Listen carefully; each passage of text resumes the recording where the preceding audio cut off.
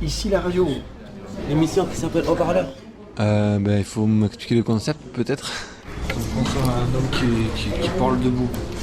Quelqu'un qui se lève pour énoncer sa parole. Les haut-parleurs. Ah, ça peut faire penser à mon téléphone aussi. Sur quel thème c'est?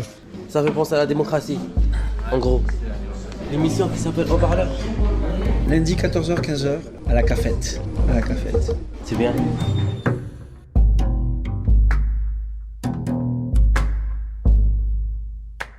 Thierry, Daniel, Frédéric. bonjour monsieur, dame. Thierry de Jolimont. Bon, je suis venu vous voir pour vous dire que ça fait plus de 30 ans que je viens à l'hôpital Marchand et que je suis toujours aussi malade. J'ai envie de continuer encore pendant longtemps, à condition qu'on me nourrisse à l'œil et qu'on me blanchisse à l'œil. Et en plus, on me lave. Bon. Donc vous connaissez bien cet hôpital? Je connais bien cet hôpital, c'est moi qui l'ai construit à l'époque, le côté ecclésiastique, les vieux bâtiments, c'est moi qui les ai construits, ils ont résisté à ZF, ils sont restés debout. Ah ouais. Et ce que j'envisage, c'est de les repeupler de nouveau avec des galeries d'art, des livres, des gamins qui vont faire une colonie de vacances. Bon, ça risque pas de se casser la gueule, c'est moi qui les construis. Donc, par contre, il y a un bassin dans la cour d'honneur, il manque d'eau. Hein. Ah oui, parce que là, on peut y mettre des poissons dedans. Mais je sais bien, mais à l'époque, moi, je nourrissais les et j'allais sur le toit de l'église la nuit. La sécurité, ils avaient vraiment un peu la trouille. Je dis, vous en faites pas, si ça va pas, je descends. Ils me disent, mais descends, il vaut mieux.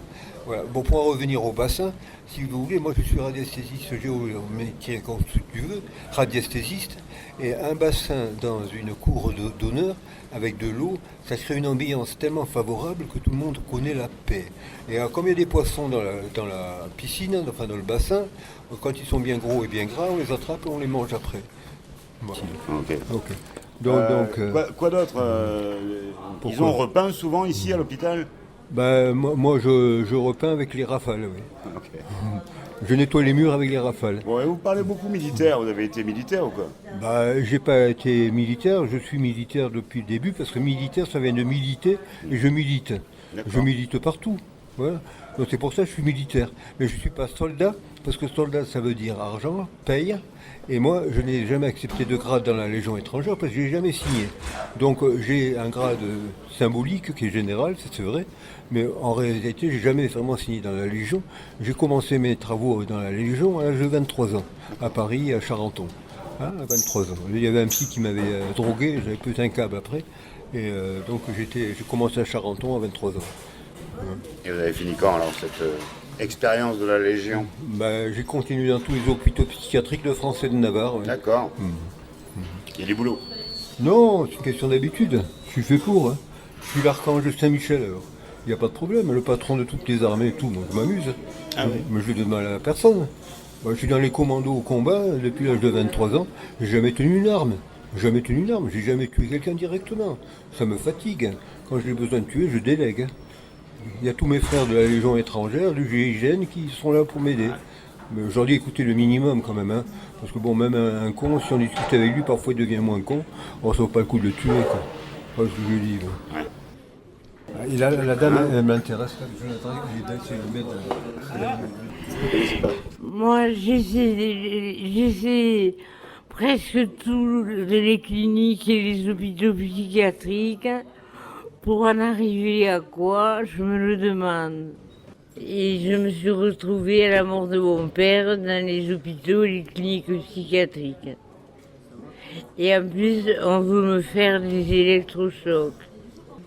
De toute façon, je refuse maintenant. Tu dis quoi? Je refuse maintenant qu'on m'en fasse. Des électrochocs. On n'est pas obligé de m'en faire si je veux pas. Ouais, mais une fois qu'on a commencé en électrochoc, on ne peut plus s'en passer après. Ouais, ça fait gagner beaucoup de pognon, c'est très cher les appareils. Donc il faut les amortir. Hein. On les amortit en électrocutant la plupart des gens. Bon, un cerveau est un organe extrêmement sensible et tout. Quand on tape dessus avec un marteau, c'est comme le réveil, il peut démarrer. Il a absolument raison. Ouais. Alors quoi qu'ils arrêtent avec les narcoses, maintenant ils appellent ça, c'est joli, narcose. C'est beau, hein. Narcose. Ouais, ouais, tu fais un bon comme ça sur le lit avec le bordel. Oui, Ouais, ça provoque une crise d'épilepsie. ouais, ça c'est vrai. Et on tristote dans le lit. On vous enlève les bijoux, le vernis à ongles. On vous met un pyjama de bloc, une charlotte, des plastiques aux pieds, une couche, et on attend l'anesthésiste qui vienne bien vous endormir. Et après, on sort de là complètement cinglé. Ouais, mais madame, moi ça fait des années que je dis que le cerveau est un organe extrêmement sensible. Il n'y a que le magnétisme qui agisse dessus, mais certainement pas l'électricité. Et L'électricité, pourquoi c'est tu pour les ne clôtures. soignes pas, toi, alors? Bah écoute, tu te soignes toi-même, hein. C'est bien que tout le monde est son propre maître. Tu arriveras, si tu refuses de prendre des électrochocs, tu es bien actuellement, moi je te vois, tu es bien. Pourquoi t'en prendrais? Tu dis non, et puis c'est tout, ils n'ont pas le droit de te dire. Exactement. Mais de toute attention. façon, c'est ce que je vais faire, je vais dire non. Et cette psychiatre, elle commence à m'énerver. Bon, voilà ma préoccupation.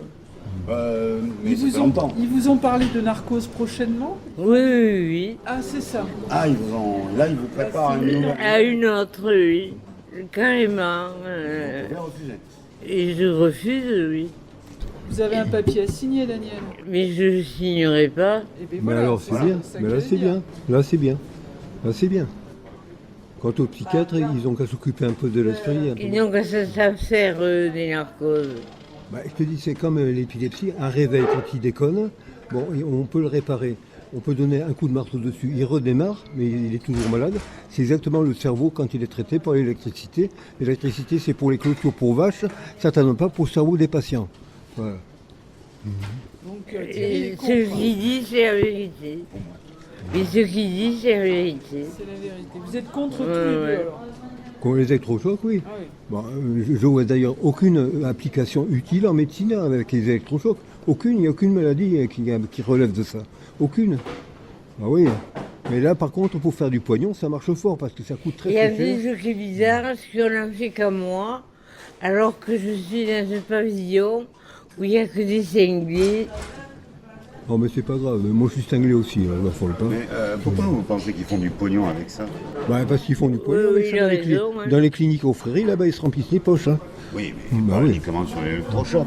Non, mais là, ça paye bien. Il faut amortir ça coûte très très cher cet appareil à la con. Hein. Bah oui. L'appareil, l'anesthésiste, la préparation, tout ça c'est une histoire de fric. Hein. D'accord. Bah oui, elle a raison. Pourquoi vous êtes là? Moi, pourquoi je suis là? Oui. Bah, c'est pas compliqué. À 23 ans, j'ai attrapé une insolation à Biscarrosse. Là-bas, j'étais moniteur de voile de canot-kayak. Au niveau national, c'est moi. Hein. J'avais des gamins avec moi et il faisait très chaud au mois d'août. Je suis parti en canot avec un kayak. J'avais oublié mon bob. Grosse connerie. Je me suis rendu compte de rien, mais quand je suis arrivé en deuxième année de droit à Pau, plus de mémoire. Alors mon papa, croyant bien faire, écoutez, va voir un psy. Je suis allé voir un psychiatre qui m'a filé des antidépresseurs pendant 2 ans. Et à 23 ans, j'ai pété un câble à Paris. J'ai marché 3 jours et 3 nuits sans m'arrêter. Je faisais déjà partie de la Légion. Et après, je suis allé à Charenton et c'est là que je me suis perfectionné. Moi, je suis chaman beaucoup plus qu'un médecin, moi. Beaucoup plus qu'un médecin. Et moi j'ai un projet, mais je ne sais pas s'il est bon, tu vas me le dire, d'aller dans un EHPAD. C'est quoi? C'est une maison de retraite. Maison de retraite. Il y en a de très très bien, il y en a qui sont très très mal. Il faut faire très attention. Ma maman, elle est partie à 93 ans. Pendant 5 ans, elle est restée attachée sur un lit. Bon. Parce qu'évidemment, plus elle était hospitalisée, on ne pouvait pas payer 1 million ancien par mois à l'époque. Évidemment, plus elle était malade, plus ça rapportait. Voilà. Et donc, ce serait où cet EHPAD? Aux Amis Donniers. Vos amis Donnier, vous seriez bien, dites. Voilà, mais est-ce que je pourrais sortir librement? Bien sûr, bien sûr. Vous n'êtes pas en prison quand même. Voilà. Bien sûr. Hein. Oui, au contraire même, monsieur. Vous êtes- Et j'ai vécu en plus dans ce quartier. Quand je me suis mariée la première fois, mon père nous avait acheté un appartement rue des Amis Donniers. Je connais bien ce quartier Et je peux aller en ville presque à pied. Je vais en parler à la psychiatre, que ça m'intéresse, que je veux aller la visiter. Bien sûr. Et je veux aller la visiter, combien ça coûte, est-ce que je pourrais sortir la journée, et si ça me convient, je fonce. Bien sûr. Belle perspective. Et les EHPAD qui sont super. Hein. À Dax, elle était dans une maison de retraite médicalisée. Hein. Eh bien, elle était très malheureuse. Bon, elle m'a demandé, je veux mourir. Elle me le disait, je veux mourir. Bon, moi, en tant que légionnaire, bien entendu, je sais me faire mourir sans faire souffrir. Si jamais j'avais fait ça, j'aurais terminé en cour d'assises. Ah oui. Oui. Eh oui. Alors, heureusement, maintenant, il est question de donner aux gens le droit de mourir dans la dignité. Euthanasie. Oui. Ouais. On se connaît depuis combien de temps, hein? De quoi? On se connaît depuis combien de temps? Oh, depuis très longtemps, ma pauvre. Depuis bien. Ben oui. C'est le club des anciens. Ben oui. C'est incroyable. Les anciens combattants. Vous vous informez un peu de l'actualité? De quoi? Vous vous informez de l'actualité? Bah, c'est moi qui dirige tout, oui. Et c'est tous les satellites, c'est moi, oui. Ah, de plus en plus, hein, c'est le bordel. Oui, non, mais c'est moi qui m'en occupe du bordel. Moi, Mais- j'avoue, pas tellement. Je préfère écouter la musique. Ah bah oui, bien sûr. Je préfère écouter la musique. La télévision me gave. D'accord. Je fais ça à la radio, la musique, les livres. Vous êtes une artiste, vous, Daniel. Ouais. Si, quand même, je sais quand même que j'ai pas pu voter. J'ai pas pu voter. Ah, ça. Ça, je comprends pas. Bon. Il y en a qui sont sous t'es sous tutelle ou curatelle? Tutelle. Tutelle, bon, alors effectivement, t'as pas le droit de voter. C'est la J'ai loi. pas le droit de voter? Non, d'accord, non, tutelle, Ah bon, je savais pas. je te le dis, et ça c'est normal. Hein. C'est normal, bon. Tu sais, une voix de plus ou de moins, il n'y a rien à branler. Par contre, ton gilet, il est magnifique. Ton bandeau avec le est bien. Tes cils bien faits. La bouche très bête, hein. Même des dents, c'est des fausses, mais ça fait rien, elles sont bien quand même. Ouais, bon, mais Une déclaration, t'as ça. tout, t'as tout pour me plaire hein, maintenant. À l'ancienne. Et donc, vous avez voté, vous? Moi, je vote, mais j'ai un problème, c'est que on m'a piqué mon porte-monnaie, enfin mes papiers, il n'y a pas très longtemps, et il y avait la carte d'électeur dedans. Alors, j'ai pas voté, normalement, je vote. J'essaye de trouver quand même dans le quartier, là-bas, parce que je vais parfois en Russie pour voter, en Chine, ça dépend. T'as gardé ton Ouais, appartement, toi? De quoi? T'as gardé ton appartement? Ouais, j'ai gardé mon appartement, au rue Kepler, là-bas, joliment, à côté du parc de l'Observatoire. Il y a des légumes, il y a des fruitiers en pagaille, il y a la cité de l'espace, c'est la cité de l'Est. Et qui c'est qui dirige, qui envoie les Français sur Mars? C'est moi, à Paris, bien évidemment. Moi, j'en avais un, il a disparu. Hein, quoi? L'appartement. J'avais un appartement à Saint-Michel, j'y comprends rien, il a disparu. Vous étiez en location. Oui, Peut-être que le bail s'est arrêté. oui, c'est ça. C'est Ah ça. bah oui, là, c'est normal. Donc, Oui, on peut un pas- autre point On aussi. ne peut pas avoir confiance à ça. Qu'est-ce qu'on fait de la sexualité à l'hôpital? Les problèmes de... Sexualité, Ah oui. Et donc, ça marche comment? qu'est-ce qu'on en fait? Rien. Bah écoute, de toute façon, avec les neuroleptiques, t'as pas de problème de sexe, parce que le vagin Mais est tout si, en sexe. moi j'aurais envie d'avoir des rapports sexuels. Ah oui. Ben oui, tu auras envie de quoi, j'ai pas compris. Moi j'aurais envie d'avoir les rapports sexuels. T'aimerais avoir des rapports sexuels? Oui. Bah écoute, y a pas de problème, t'es belle et tout, n'importe quel gars viendra vers toi, hein. Y a pas de problème. Oui, et où? Par terre Tu prends une chambre d'hôtel, c'est bon. À l'hôtel, à l'ancienne. À l'hôtel, oui, il faut que je demande la permission. Ben, tu ne demandes pas la permission, tu ne dis pas ce que tu vas faire, tu dis simplement que tu vas acheter du tabac, et puis c'est bon. Et tu ne sois pas comme ça maintenant, hein. Il faut un badge, il faut, Oui, moi je sais, il me faut un papier pour sortir aussi. Hein. il faut un papier Oui, pour bien sûr. sortir. Ouais. Pour faire le mur, pour faire l'amour. Voilà. Ça me fait plaisir de t'avoir vu, tu vois, et cet après-midi, c'est mon grand cadeau. Pour moi, c'est que j'ai pu discuter avec toi, que tu m'as écouté, que maintenant tu souris. Moi, ce que j'aimerais faire, moi, c'est C'est la radio joie. La radio joie. Écoute, la radio joie. Ça m'aimerait bien, comme celle-là, ici. Là. Voilà, rien de plus. Je ne demande pas un centime, j'en ai rien à foutre. Je sème mes graines, simplement pour que les gens autour, s'ils en ont envie, les ramassent. C'est tout. Mais je n'ai pas la vérité. Hein. Pas la vérité. Mais au jardin des silos, il n'y a pas des messieurs avenants? Oh si, j'en avais un, oui, j'ai cassé. Ah bah oui. J'ai cassé parce que il était trop con. Hein. Ah. C'était trop con. Bah oui. Mais est-ce qu'il était bon au lit? Parce que... Non, même pas. Oh, merde. bah voilà. Oh bah ça sert à rien, un mec qui ne fait pas baiser, c'est pas un vrai mec. Et voilà. J'écoute le café. On a l'impression qu'on est... Maintenant, à la cafétéria. Ouais, on a l'impression qu'on est entendu et écouté.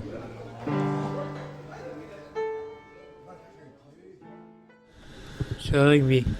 Sur le rugby, rappelle-nous ton prénom, ami du sport. Frédéric. Alors, qu'est-ce que tu nous racontes sur le rugby cette semaine? Je suis capitaine de l'équipe de marchands au rugby.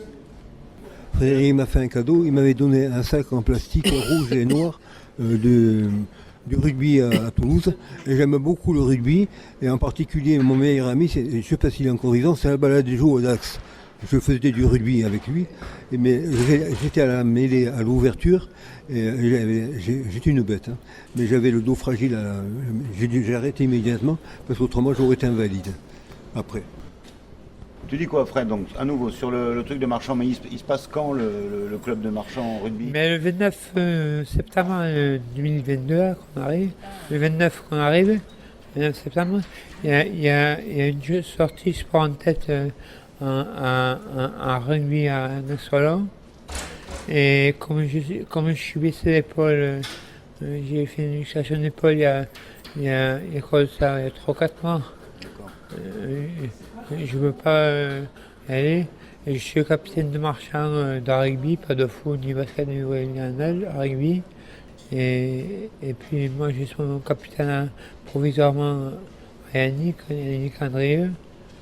À Yannick, je suis mon capitaine à titre provisoire, et après le 29, le 30, je récupère le capitaine. Et donc depuis quand tu fais cette chose du rugby ici? Non, parce que tu m'en avais pas parlé l'an dernier. Ah, il faisait du judo avant. Ouais. Non, mais le judo, j'y suis tombé, c'était pour m'amuser si j'étais petit. Mais oui, mais le rugby, il y a 4-5 mois, je me suis pété l'épaule, et je ne peux pas faire de rugby. Actuellement, comme je vous l'ai dit, je suis capitaine de marchand de rugby. Je suis provisoirement mon capitaine à Yannick, mais autrement, je récupère le capitaine à 30. Et après, je pense que dans 3-4 mois, je serai reparti sur le terrain de rugby. Voilà. Okay. Merci. Alors, moi, si tu veux, je vais dire quelque chose de très simple, si tu veux. Ouais. Quelque chose de très simple. Quand je dis moi je cherche un papier blanc, j'écris en gros dessus, en noir, je vais dans les chiottes, je chie, je me torche avec, je tire la chasse. Le pouvoir, parce que par l'autre soir ou autre, je n'en veux pas. Voilà, et ceux qui veulent moi je, bien entendu, ils terminent avec des épaules démolies, bon, des conneries, quoi. Moi, ça risque pas de m'arriver, parce que je suis suffisamment pas trop con pour ne pas insister, pour me faire luxer un bras et compagnie. J'ai arrêté le rugby quand j'ai vu que j'avais du mal au dos. C'est tout. Bon, après, on peut continuer, ben, ça, je m'en fous. Mais j'insiste, l'ego, moi je, c'est le début de la fin. Voilà. Ici la radio. L'émission qui s'appelle Haut-Parleur. Lundi 14h, 15h, à la cafette. À la cafette. Centre hospitalier, genre marchand. C'est bien.